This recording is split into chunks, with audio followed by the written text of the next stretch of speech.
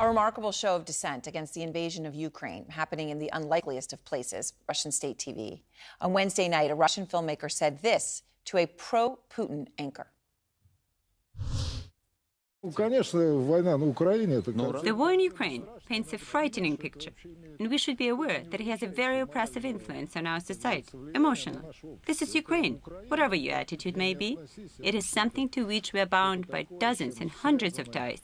It is where the suffering of some innocents is no compensation for the suffering of other innocents.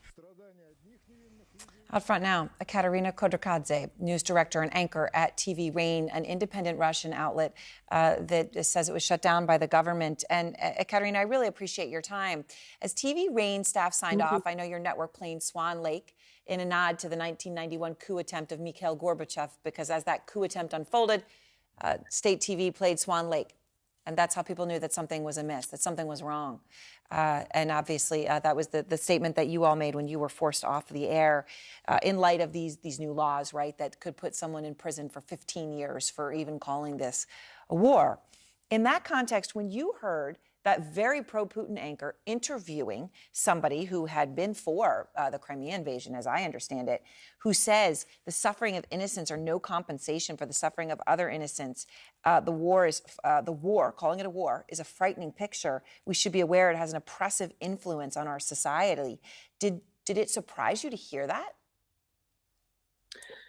Well, first of all, thank you so much for inviting me. And answering your question, well, yes, I was surprised, because you can hear such things and such thoughts on Russian state television. But, this is an exception. You can't find a lot of people, a lot of guests on these television channels who could say something like that, who could say even a couple of words about the victims of this so-called special operation.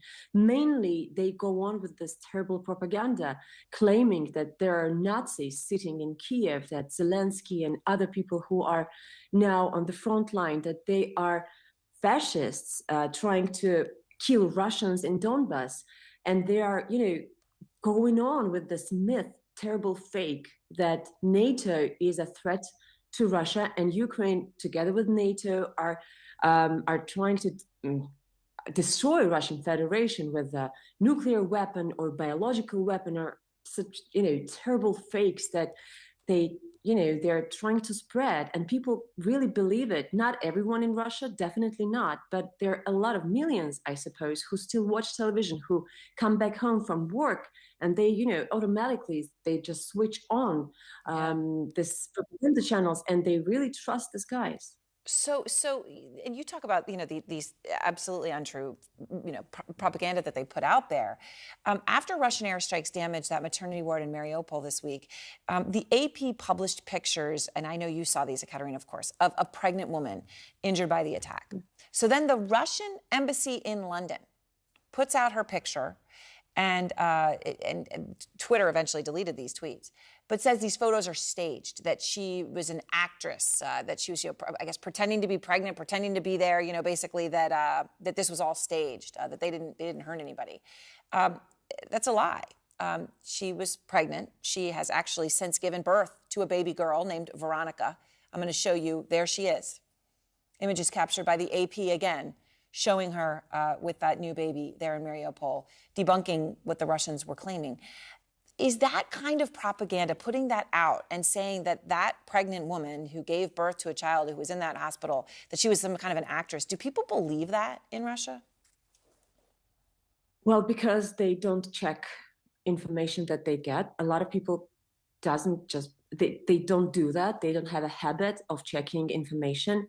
There is another problem that the reliable media sources, information sources, are banned and blocked in Russia, just as TV Rain is.